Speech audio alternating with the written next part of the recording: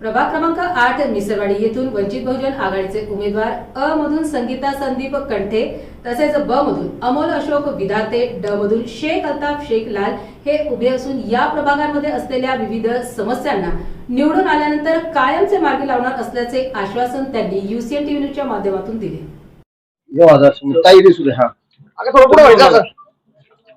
थोड़ा आगे पीछे सरको म्हणजे काय समजेल नाही की अमोल पुढे सरक थोडं जय भीम चालू शूटिंग चालू हाँ हेलो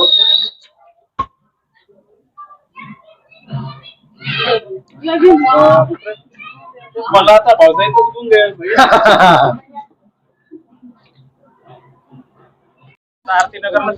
नमस्कार, आपण पाहत आहात औरंगाबाद UCN टीव्ही न्यूज। सध्या छत्रपती संभाजीनगर औरंगाबाद शहरामध्ये महानगरपालिकेच्या निवडणुकीची धामधूम सुरू आहे। प्रत्येक उमेदवार आपल्या परीने प्रचार यात्रा काढून सगळ्या प्रभागामध्ये फिरत आहे, वेगवेगळ्या भागाला भेट देत आहेत। आज सध्या UCN ची टीम सुद्धा प्रभाग क्रमांक 8 मध्ये आलेली आहे। प्रभाग क्रमांक 8 म्हणजे मिसरवाडी असेल, आरतीनगर असेल, मयूर पार्क असेल, नारेगाव असेल, खूप मोठा असा हा प्रभाग आहे। या प्रभागामध्ये सुद्धा आपले जे उमेदवार आहेत त्यांनी रॅली काढलेली आहे। आज आपली UCN ची टीम नेमकं त्यांचं उमेदवार ज्यांना मिळालेली आहे ते नेमकं जे जनतेचे प्रश्न घेऊन ते कसे जाणार आहे यांची चर्चा करणार आहेत। तर UCN टीव्ही न्यूज मध्ये आपलं स्वागत आहे। असं का वाटलं आपल्याला तर मलाही निवडणुकीच्या रंगराव करायचा म्हणून? कारण की आतापर्यंत आम्ही वंचित बहुजन आघाडीच्या वतीने डॉक्टर बाळासाहेब आंबेडकर यांच्या आदेशाखाली वंचित शोषितांचे प्रश्न सोडण्यासाठी या निवडणुकीत उभे आहेत। आजपर्यंत आपण बघितलेलं असेल की पालिकेत औरंगाबाद महानगरपालिकेत गेल्या अनेक वर्षापासून शिवसेना बीजेपीची सत्ता आहे। आमदार खासदार कधी काँग्रेसचे राहिलेले आहेत, कधी शिवसेना बीजेपीचे राहिलेले आहेत। पण आपण बघितलं की आतापर्यंत या ठिकाणी कसल्याही प्रकारचा विकास झालेला नाही। काही तुरळक रस्ते वगैरे झाले असतील तर ते फक्त पैसे खाण्यासाठी झालेले आहेत, जेणेकरून कॉन्ट्रॅक्टर कडून टक्केवारी घ्यायची आणि निकृष्ट दर्जाचे रस्ते उभारायचे। कोणकोणती समस्या आपल्याला दिसत आहे, कोणकोणती समस्या दिसत आहे या प्रभागामध्ये? आमच्या प्रभागामध्ये ड्रेनेज लाईनची समस्या खूप मोठी आहे। या ठिकाणी मुलांना खेळण्यासाठी ग्राउंड नाही आहे। पाण्याचा प्रश्न खूप मोठा आहे। या ठिकाणी पाणी 8 दिवसाला, 9 दिवसाला, 10 दिवसाला येतंय। त्यात अनेक ठिकाणी ड्रेनेजचं पाणी मिक्स येतंय। पाण्याचा सगळ्यात मोठा प्रश्न या ठिकाणी आहे। खूप खराब पाणी वार्डामध्ये, या प्रभाग नंबर 8 मध्ये सर्वच ठिकाणी येत आहे। तर आम्ही लवकरात लवकर निवडून आल्यानंतर हे प्रश्न मार्गी लावणार आहोत, हे आम्ही घेऊन चालत आहोत। काय म्हणणं आहे आपलं? साहेबांचं म्हणणं असं आहे का पाण्याची समस्या आहे, ड्रेनेजची समस्या आहे, आपल्यामध्ये काय समस्या आहे? आपण पण या प्रभागामध्ये उमेदवार आहात। मी आज मिसरवाडी या भागात आलो तर काही ठिकाणी मला रोड वगैरे कचरा, काही सुरक्षा बी नाही दिसत आहे महिलांची। त्याच्यानंतर तिथं आरोग्य, लहान मुलाला खेळासाठी ग्राउंड नाहीये। पाण्याचा प्रश्न बी भरपूर आहे की तिथं 7-8 दिवसाला पाणी लेट येतं। त्याच्यानंतर आपल्या इथं ड्रेनेजचा बी भरपूर मोठा प्रॉब्लेम आहे।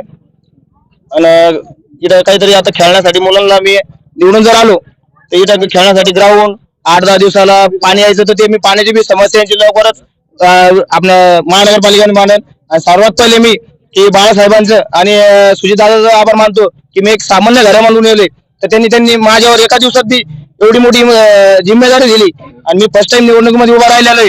माझ्या कोणता वारसा म्हणजे मला काही राजकीय पाठिंबा नाही, मी तरी एक नेतृत्व घेऊन आणि भाऊच्या एक मार्गदर्शनाखाली आज वंचित बहुजन आघाडी आणि ओबीसी समाज, मी एक ओबीसी समाजामधून येतो आणि ओबीसी समाजावर साहेबांनी एवढी मोठी जिम्मेदारी दिली त्याचं मी नक्कीच सोनं करेल। आणि महानगरपालिकेमध्ये वंचित बहुजन आघाडीचा 100% झेंडा फडकवल्याशिवाय राहणार नाही। आपल्यालाच का लोकांनी निवडून द्यावं?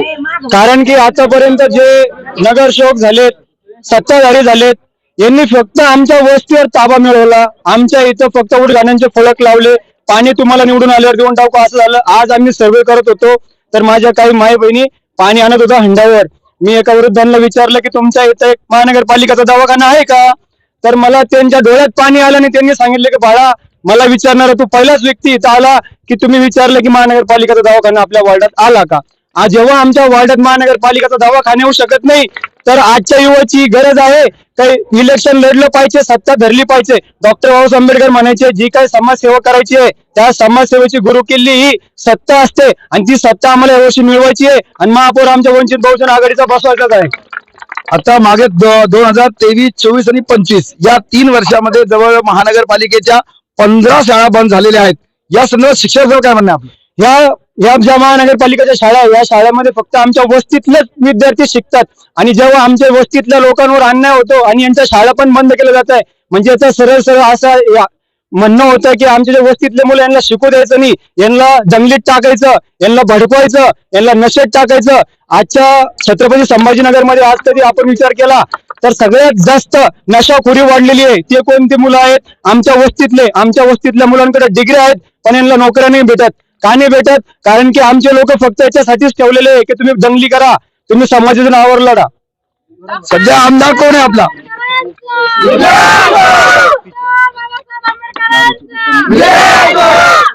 सध्या या ठिकाणी बघितलं तर प्रभाग 8 मध्ये डॉक्टर आंबेडकर नगर असेल, नारेगाव असेल, या ठिकाणी बीजेपीचे आमदार श्री अतुल सावे आहेत. तसेच त्याच्यानंतर जाधववाडी या समस्या आहेत आपल्या आमदारापर्यंत आपण पोहोचलो. दोन आमदार आहेत आम्हाला. दोन आमदार असून याचा प्रॉब्लेम आहे. दोन आमदार असून या ठिकाणी कुठल्याही प्रकारची व्यवस्था होत नाही, कुठल्याही प्रकारचे रस्ते वगैरे होत नाही. आमदारांनी फक्त निवडणुकीत भरमसाठ पैसा वाटून ते जिंकून आलेले आहेत. तर माझी सर्व नागरिकांना या ठिकाणी विनंती आहे की यावेळी कोणत्याही ज्यांना आपल्या आजपर्यंत कामं केलेले नाही अशा पक्षांच्या पाठीमागे उभे राहू नका. सर्वसामान्यांचा आवाज माननीय बाळासाहेब आंबेडकरांचे हात बळकट करण्यासाठी वंचित बहुजन आघाडीच्या पाठीमागे उभे राहा. कारण यापूर्वी आपण निवडणुकामध्ये अनेक आमदार खासदारांना निवडून दिलेला आहे, जे बीजेपीचे आहेत, शिवसेनेचे आहेत, अशा लोकांना निवडून देऊन त्यांना आमचे कसल्याही प्रकारचे प्रश्न सॉल्व्ह केलेले नाहीये. यामुळे आम्ही आमदारांना वारंवार तक्रारी देखील केल्या परंतु नंतर आमचे त्यांना फोन देखील उचलले नाही. आम्ही नागरिक समस्या घेऊन गेलो पण भेटत नाही. अशा प्रकारची परिस्थिती या ठिकाणी आहे. आपण एक मला सांगायचं, इथं आपल्या ज्या प्रभागामध्ये जे निवडणूक चालू आहे तिथं सत्ताधारी पण आहेत, पैसेवाले पण आहेत आणि आपण त्यांच्याशी कसा मुकाबला करणार आहोत? आम्ही पैशावाल्यांशी मुकाबला करू शकत नाही पण आम्हाला एक सांगितलेलं आहे की ह्या 1.5 दमडीच्या पायी माझा समाज विकणार नाही. तर कितीही पैसा वाला आला तर आम्ही यावर्षी विकल्या जाणार नाही आणि 1,01% आमचा महापौर आम्ही सत्तेत बसू. दिल्लीची सत्ता हलवायची असेल तर अगोदर आमच्या गल्लीची सत्ता आम्हाला हलवावी लागेल आणि यासाठी आमच्या वस्त्या सक्षम आहेत.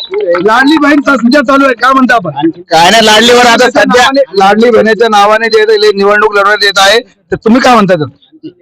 लाडली बहीला आता सध्या काय आता पहिले 1,500 दिले, त्याच्यानंतर केवायसी करायला लावली, त्याच्यानंतर लाडली बहीण केवायसी केल्यानंतर लाडली बहिणीचे पैसे येणं बंद झाले आणि लाडली बहीला आता फक्त काय करू लागले की लाडली बहीण करू मतदान मागू लागले. बाकी दुसरं काहीच नाही. लाडली बहीणला कोणताच फायदा नाही, ना सुरक्षा ना काहीच नाही. 15 दिवसाला 8 दिवसाला पाणी येतं, लाडली बहीण डोक्यावर अंडे घेऊन जाते. त्यांचा काहीच विचार नाही सरकारला. फक्त शहरातले लोक आणि शहरातली लाडली बहीणवरच लक्ष आहे. सिटीतल्या लाडली बहीणला फक्त गावकरी वस्ती झाली, या ठिकाणी लाडली बहीणला काहीच फायदा नाहीये, कोणती सुरक्षा नाहीये. शेवटचा प्रश्न आहे, सगळ्यांना एक एक प्रश्न असेल. तुम्हालाच का लोकांनी नागरिकांनी मतदान करायला पाहिजे? या ठिकाणी आजपर्यंत नागरिकांनी बघितलेलं आहे की त्यांचा जे प्रश्न आहेत, जे मूलभूत गरजा आहेत, ते प्रश्न आतापर्यंत या कोणत्याही सत्ताधाऱ्यांनी सोडवलेले नाही. श्रद्धेय बाळासाहेब आंबेडकर हे सगळ्या वंचित शोषितांना घेऊन पुढे चालत आहे. आता तुम्ही बघितलं असेल की आमचे महाराष्ट्रामध्ये या ठिकाणी 105 नगरसेवक व 5 नगराध्यक्ष व 1 अपक्ष जे पुरस्कृत होता आमचा, असे 6 नगराध्यक्ष टोटल आलेले आहेत. तर लोकांनी आम्हाला यासाठी निवडून दिले पाहिजे की आम्ही जास्तीत जास्त त्यांचे प्रश्न सोडवण्याचा प्रयत्न करू. यानंतर आम्ही त्यांचा कसलाही पाण्याचा प्रश्न तर आम्ही बिलकुल पूर्णपणे मार्गी लावू. यासाठी लोकांना आम्हाला निवडून दिलं पाहिजे. हाच प्रश्न तुम्हाला का लोकांनी नागरिकांनी मतदान करायला पाहिजे? आम्ही एक सुशिक्षित घरातून आलेलो आहे आणि दुसरी गोष्ट आम्ही बाळासाहेबांनी जे आमच्यावर संधी दिली युवकांना, त्या संधीचं आम्ही नक्कीच सोनं करू. जे जुने नगरसेवक काय जे पैसे वाटून जे निवडून आले आज, त्यांनी आज फक्त पैशावर इलेक्शन केलं. आज आम्ही जनतेचा कोल घेऊन आज बाळासाहेबांनी जे आमच्यावर उमेदवारी जाहीर केलेली त्या उमेदवारीचं आम्ही नक्कीच सोनं करू आणि महानगरपालिकेवर बीजेपीची सत्ता खाली 100% आणू. हाच प्रश्न तुम्हाला नागरिकांनी, प्रभाग 8च्या नागरिकांनी तुम्हाला का मतदान करावं? कारण की नागरिकांना पण माहिती आहे, जे आमच्यापेक्षा वरिष्ठ आहेत, ज्यांना खूप जास्त अनुभव राजकारणाचा आहे, तर हे राजकारणाचा चुकीचा फायदा घेत आहे की समाज तेढचा हे जो राजकारणाचा फायदा घेत आहे. जे आमच्यासारखी युवा पिढी जेव्हा पुढे येते, तर आमची सारखी युवा पिढी मान्य बाळासाहेब आंबेडकर साहेबांना मानते, शहीद भगतसिंग साहेबांना मानते, त्यानंतर डॉक्टर बाबासाहेब आंबेडकरांचे विचार आमच्या डोक्यात असतात. सातत्याने आम्ही एकच विचार करतो की जेवढं जास्त होतं तेवढं जास्त आम्ही आमच्या वस्त्या सुधरू, यासाठी जनतेने आम्हाला निवडून दिलं पाहिजे. धन्यवाद.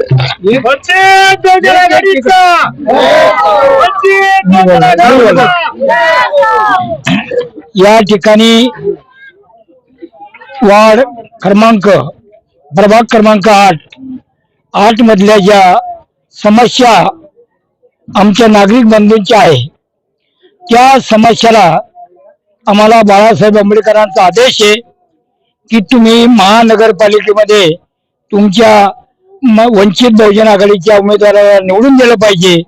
आणि ते वंचित बहुजन आघाडीचे उमेदवार त्या ठिकाणी निवडून गेल्याच्या नंतर महानगरपालिकेमध्ये जे काही बंडखोरी चालली आहे, बाबा आम्हाला इथं तुमच्या समस्या काय हे पाहिजे तेच सांगतो आम्ही, बाकी म्हणजे ते आपण बाकी सगळ्यानंतर बघू. थोडी समस्या सांग. तेच समस्या सांगतो ना आम्ही तुम्हाला. जी बंडखोरी चाललेली आहे, त्या बंडखोरीमुळे आमच्या समस्या कुठे सुटत नाही. आणि मग त्या आमच्या कोणत्या नेमक्या समस्या? आमच्या ड्रेनेज लाईन, पाणी आणि परत रोड, हे 3 समस्या आमच्या जास्तीत जास्त महत्वाच्या आहे. आणि आमच्या या परिसरामध्ये आम्हाला सरकारी दवाखाना पाहिजे, कारण आम्हाला सरकारी दवाखान्यात खूप लांब जावं लागतं. आणि सरकारी दवाखाना असल्यामुळे या ठिकाणी जर गव्हर्नमेंटने समजा महापालिकेने दिला तरी आम्ही त्या ठिकाणी आमच्या ह्याच समस्या आम्ही घेऊन आम्ही या उमेदवाराला मतदान करणार आहोत. आता आम्हाला काय तकलीफ सांगा सर, सांगा. आता पाण्याच्या समस्या तर आहेच आहे करोनापासून. कसं डोक्यावर आणलं, खांद्यावर आणलं, कशात आणलं, काय आणलं. पण आता इलेक्शन घ्यायचं तर सारे रोड खणून ठेवले. गल्ल्या गल्ल्या जीसीपी गल्ल्या जीसीपी चालू आहेत. आता रोड खणलेत, माहितीये का. आणि आता ते कधी खंडून टाकीत आणि कधी ते उखरीत ते आता माहिती नाही. आता आम्ही आमच्या शोधण्यानं असे रोड केले होते, मस्त अंगण केले होते. आता त्यानं गल्ल्या गल्ल्या जीसीपी आहेत, काहून की त्यांना निवडून यायचंय. आमच्या बाबासाहेबांना सांगलेलं आहे, शिका आणि संघर्ष करा आणि तुम्ही लढत राहा आणि वाघणीचं दूध देत राहा.